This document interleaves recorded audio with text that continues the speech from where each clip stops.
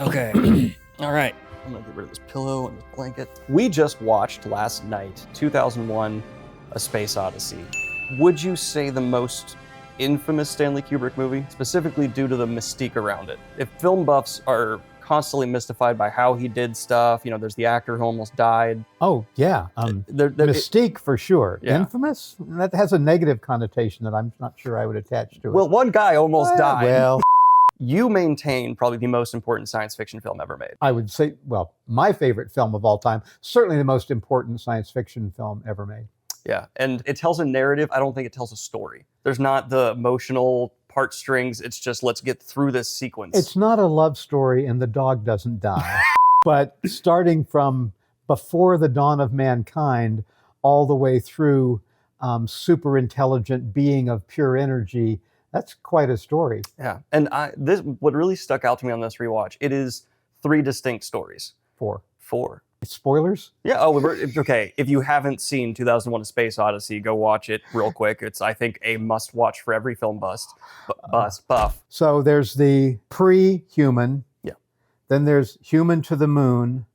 Then there's the moon to Jupiter. And then there's Jupiter and beyond the universe. Right. But it takes 25 minutes for the point from which he sees the universe expanding until the Star Child is born. So I think that's a good point for us to start, is getting through the 4 sequences throughout it, because let's start at the beginning.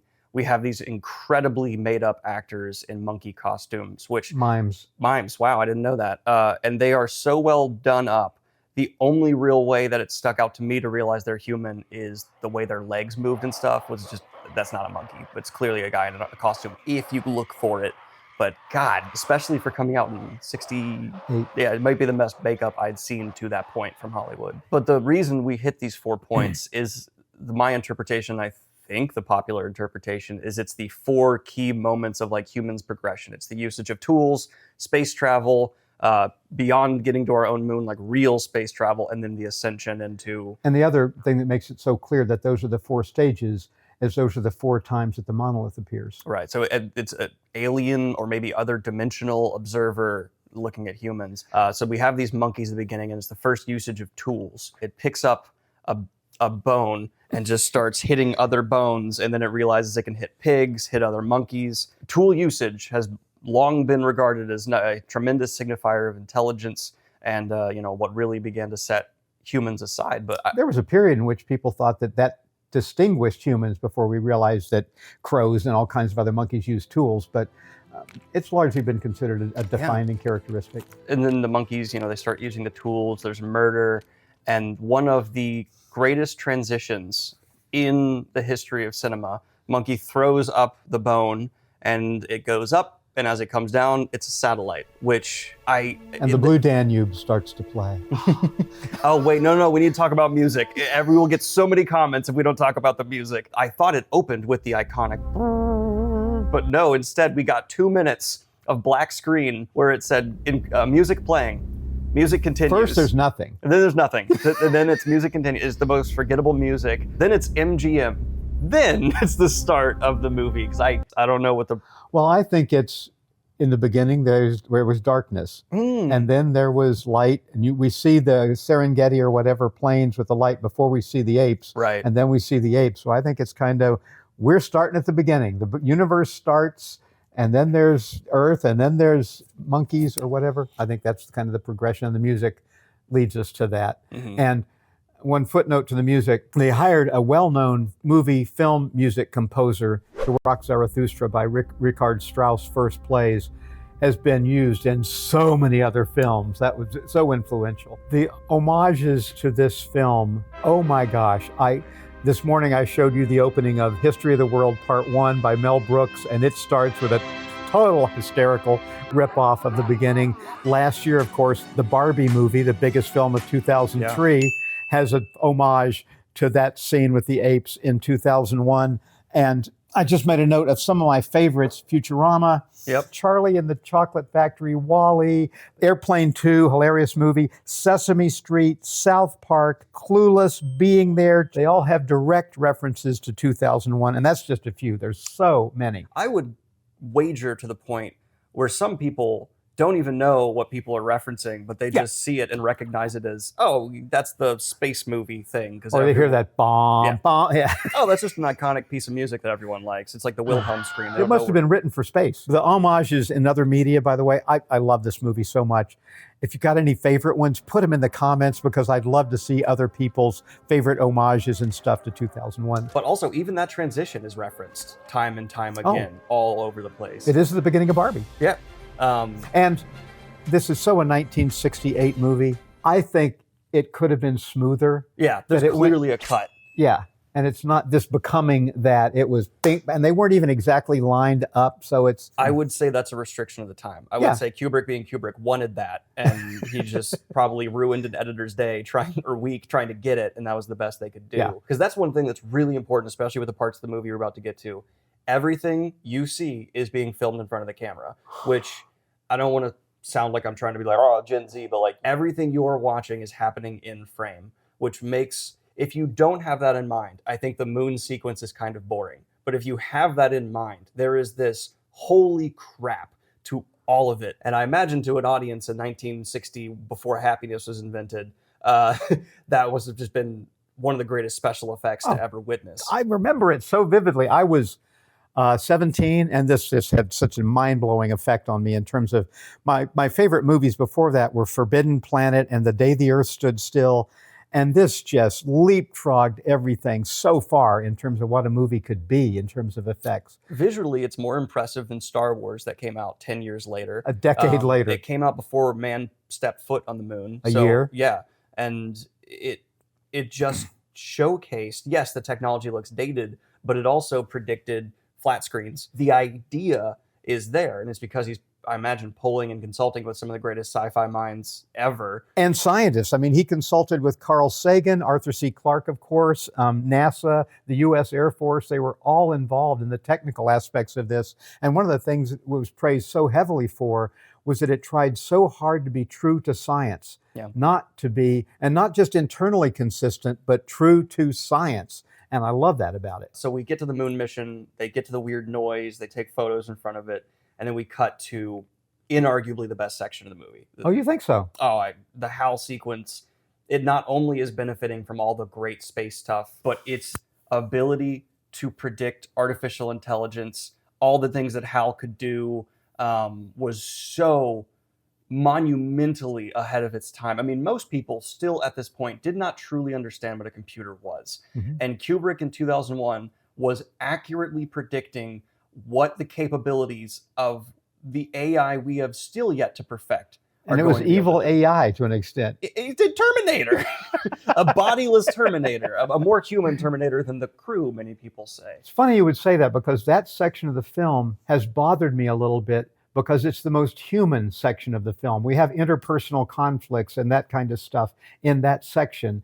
And I always thought that to a slightly annoying degree, that cheapened what was otherwise a pure science film. I wanted to ask you about this specifically because you watched this before Google, before anyone could just look up. I saw this movie the first time it came out at least 3 times when you didn't go back to see the same movie again and again because it was expensive. And anytime it appeared anywhere in re-release, I would go see it. When you saw that, I would not be able to sleep until I understood how they put that together. We talked about it a lot. And again, The Day the Earth Stood Still and Forbidden Planet were my benchmarks of great science fiction movies because they weren't the hokey monster movies that Planet Nine from Outer Space and all that was. So yeah, we would sit down and argue about how they possibly did this or that. And then within, I think it was a year or two, a paperback book, 1.5 inches thick, called The Making of Kubrick's 2001 came out. And we poured over that. And that was just so revelatory. And by then, Arthur C. Clarke was making some comments about how things were done and stuff like that. But we were grabbing every little morsel we could about how it was made. So we get to this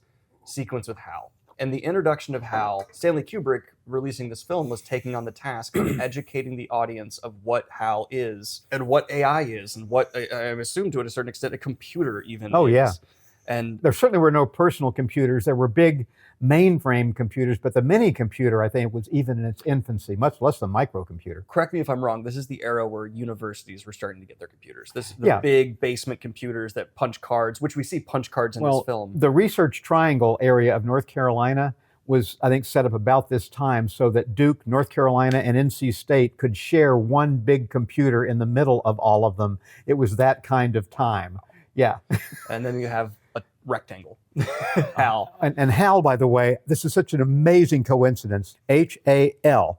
H plus 1 is I, A plus 1 is B, L plus 1 is M, IBM, HAL, and they swear it was a coincidence. I think that is so cool.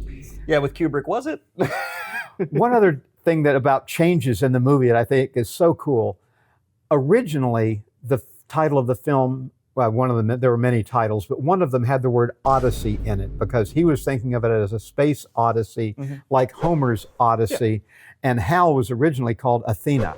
It was a female computer, and that was more of a flashback to Greek culture and all that sort of thing, tying it all together. But they downplayed the relationship to Homer's Odyssey and changed Athena's name to HAL. So we get to this sequence. The astronauts are, waking up, getting out of their stasis. They're watching interviews to kind of really exposit what they're doing, this mission that's top secret, really establishing what HAL is, who these astronauts are, why they're important. They're kind of celebrities at home. And the model of the Discovery, we kind of jumped over that. There's one opening shot.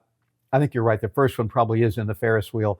But then there's one where we see the whole spaceship from the outside in its glory with the nuclear reactors in the back so the people don't get contaminated by it, and then the pod up front, distanced from the nuclear stuff. And that model was 55 feet long. And they panned around it with cameras. They slowly moved it. They did so much with special effects. And I think that 55-foot model is a great example of the lengths that they went to. And this wasn't Lucasfilm, obviously. It was just whatever. Lucasfilm looked at this and went, we're doing that. Okay, so we getting back to, we're on this mission. And the first error happens. It is the most subtle yet tension-inducing start of a conflict. Because there hasn't been conflict up to this point. But we have our two men manning the space station, and HAL lets them know that their communication array it's going to have some kind of catastrophic collapse in 72 hours. Yeah. So they go out, they check it, they bring it back in, and now you get to talk about your little nerd circuit stuff. Okay. They do a basically X-ray of the device that HAL says is going to fail in 72 hours. And it's so funny to look at it because they've got these little electrical probes that they're using. And it occurred to me, what are they going to see with those gross probes? Oh, wait a minute. This is before integrated circuits. Everything was discrete transistor components. It's transistors, capacitors, diodes, and wow. Putting it in layman's terms for people who might not understand that, electronics didn't used to be able to communicate with each other. Like, the whole system was all independent little parts. Now, your iPhone is completely integrated. Everything understands everything. It talks across the board. That didn't used to be a thing. Back when I was studying electrical engineering at Case Institute of Technology, Case Western Reserve University, every transistor was a separate device. I've still got a bunch out in my garage. And I don't know what a transistor is. A transistor was a device that was either on or off. And if it was on, electricity went through. If it was off, it didn't. And that's a bit of information. And now one little integrated circuit is integrating millions and millions and millions of transistors on one little chip, smaller than the transistors were that I worked with.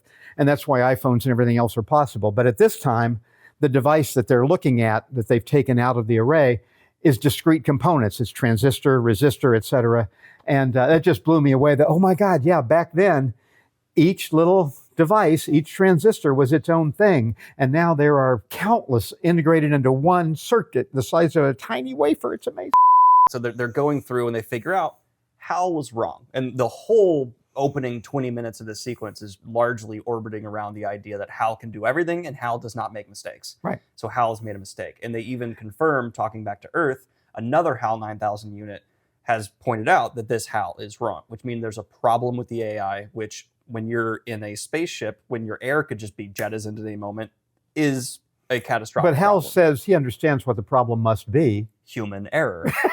And they are disagreeing. So they try to make it so HAL can't see what they're saying because they're realizing they need to take care of HAL. So they get in a pod. They turn off the radio communication to HAL for you able to hear them. And they start talking about how they're going to have to kill HAL. And him being an AI, he doesn't want to die. And he's reading their lips in these interesting shots where you just see they're talking back and forth. And there have already been questions as to, does HAL feel emotion?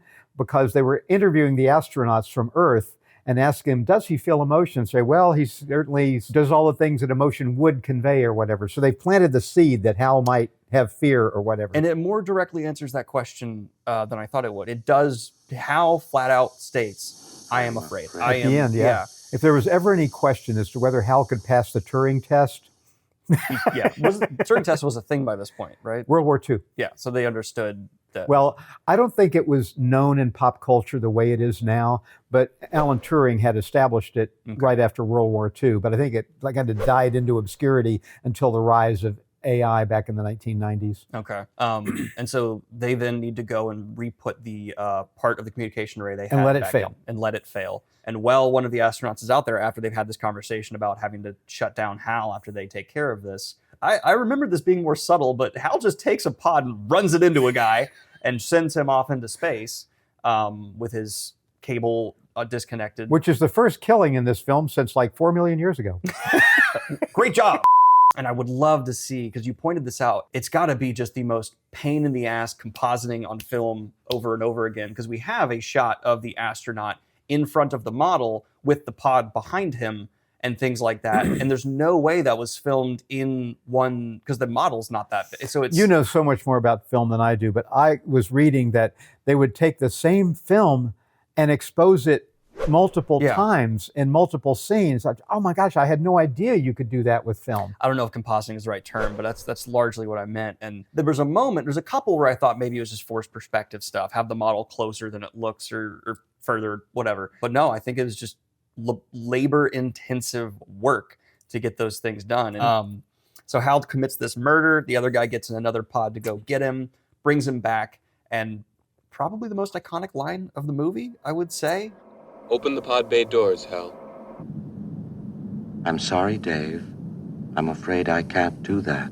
Just open the pod bay doors, Hal. I'm afraid I can't do that, Dave. And so there's this killing of Hal where his higher functions are taken away and he can just do the lower function stuff.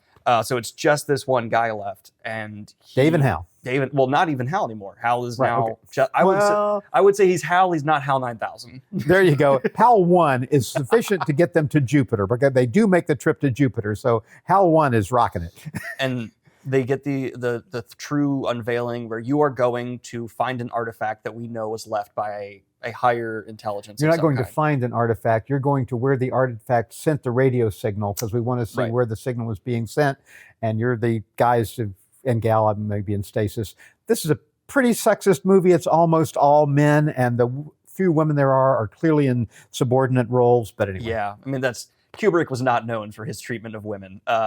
But we get to there. As he approaches, it starts out of no words. They twisted an existed way of doing weird photography to then have this through a wormhole type of, I don't know. Multi-dimensional whatever. So this was when everyone dropped their acid, is what you told me. Well, the film came out, and this extended, trippiest sequence anyone had ever seen in a motion picture. And after some period of time, people started going to the film with their joints, with their LSD, largely for this experience, to do it in an altered state of awareness. And in fact, before long, they started issuing new posters. The studio issued new posters of the film, calling it the ultimate experience. And they embraced that. And I think they sold a lot of tickets to the drug culture for this sequence that you're referring to. But I think, I've never talked to someone walking out of a 2001 showing coming down from acid. But if I went into that hearing that marketing and dropped acid before watching that sequence, I would be pissed, because it is terrifying. And so these flashes of him in not pain, but it just seems like duress and it's these quick rah, rah, rah, rah. I've never done acid, but I've been around people who have done acid back in the 60s. And I understand there are good trips and there are bad trips, and there are things that you can do that increase the probability of your trip not being a very pleasant experience. And I would imagine that this might induce a little bit of a bad trip. And then it gets scarier because so. We then cut to him in his pod in a beautiful room, very beautiful setup room. Victorian kind of thing. Yeah.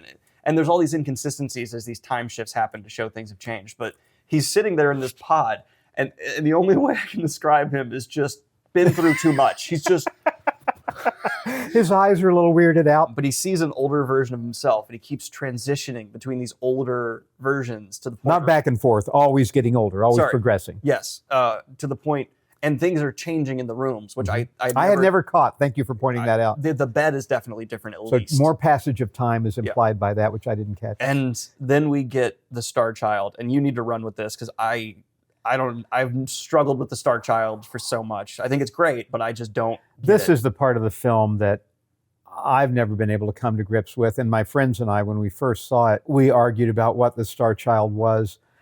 It's a fetus.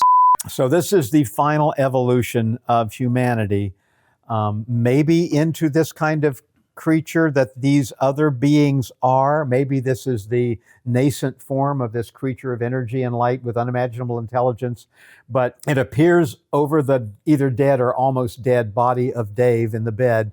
And then it's orbiting the Earth and looking down on humanity. And I'd love to know how they did that special effect, because for the time, it's orbiting the Earth, and it's not CGI, and it's in this amniotic sac or something, which is translucent, but the Star Child itself isn't, and it's got these big eyes, and it's looking down on Earth, and we don't do the nuclear thing, and then the film is over. And Which I have so many questions. One, is the Earth a matte painting? Like, how are they getting that perspective on Earth? I don't know.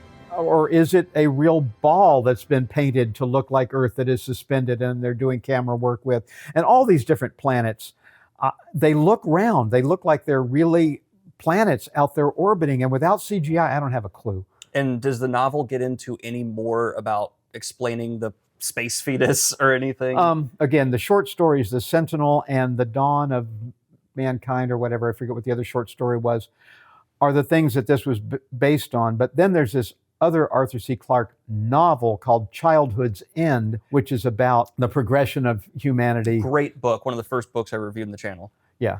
And I'm not sure, it seems to parallel this, but I'm not sure exactly how. Because you told me the reviews for this film were mixed. Oh right? my God. People said it was genius. People said it was stupid. Critics walked out after 20 minutes saying, what the hell was this supposed to be? Yeah. And other people said it was the most groundbreaking film of all time. And the nerds liked it. The other people didn't. Feel like Rock Hudson walked out of it. That's the thing. I always try and put myself in the mindset of someone living in the middle of nowhere, Kentucky. Ben put a picture of Murph on the screen, who, has never, back in the 60s or, grew up in the 50s, coming in to see this movie, has never seen anything in the ballpark of close to this, and trying to walk out of it and comprehend and process, not even on the technical level of how do they achieve it, but just process what they're trying to communicate to you. I get why it's a mixed bag. I think Kubrick probably expected it because it's so it's boundary pushing in a way I don't think we'll be able to get in film, because film's matured so much. People expect so much more. In slight defense of rednecks, I was growing up in Appalachian, Western North Carolina until 1966, when I moved to a not very big city part of Ohio, and then went to see this in 1968. But some of us even then were science fiction nerds. But that's not fair. He's someone who made bombs as a kid for fun. That's not the same as someone who's only gone to church on Sundays and doesn't read Arthur C. Clarke. And so I guess now there's just the aftermath of 2001: A Space Odyssey, which I think this is one of the few films that you can say there is an aftermath of it, because it changed science fiction filmmaking forever. And I 100% understand why it's your favorite film. Like, it truly takes, I think, so many things I know you love and just puts them. That being said, I'm going to say something that might come across as blasphemous to you. I think it needs to be re-edited for the modern generation. I think the modern generation can't sit there and watch this because it won't have the same effect, right? It's only a little over 2 hours long, and people now are used to 3-hour movies. Oh my gosh. But I think, and I'm not trying to say like, oh, the younger kids can't pay attention. I think you can't sit there and be in awe of it because, yeah, we've seen it done a lot since then, and we've seen it done somewhat. I agree with you. If you're there to have a wonderful movie experience, it could be a better movie experience. But if you're also at all interested in the culture of the time and how far we've come, I think all those things you're talking about are so wonderfully representative of how far we've progressed. I think there should be two versions. There should be the version for film buffs and sci-fi nerds who want that slow pacing. But I want like I really want to show this film to Kayla. I want to show this film to friends of mine who I know aren't big sci-fi nerds and aren't big into just like, oh, isn't it so cool that this is happening like that? And I know they would be on their phone. Well, even the best science fiction films of the time, I keep talking about Forbidden Planet and The Day the Earth Stood Still because they were my favorites up to this point. There's love stories in those. There's romantic interest in that sort of thing. This film had none of that crap. This was all about the science and all about the science fiction and the humanity of it. Again, I thought to an extent that section was kind of jarring, that Hal is getting emotional now. No, just show me the sci-fi. And don't get me wrong, I am not trying to say remake 2001. I am not. I am purely saying that if you Edit want, it. yeah, and I'm not even saying make that the default version or anything like that. Keep this one on streaming or whatever. I'm just saying they need to do a, and now for this generation who isn't impressed by, because yeah, this was decades ahead of its time, but we are now decades past, decades ahead of its time. And so certain things just don't have the same impact unless you are a film nerd who really gets off on understanding this was happening in 1966, I think you said, and it was mind-blowing. But yeah, I like the transition shot, which was so iconic. Now it's like, it's not even smooth. Like it's cut at But one the same point. kind of thing worked in the Barbie movie. Very cool, very cool.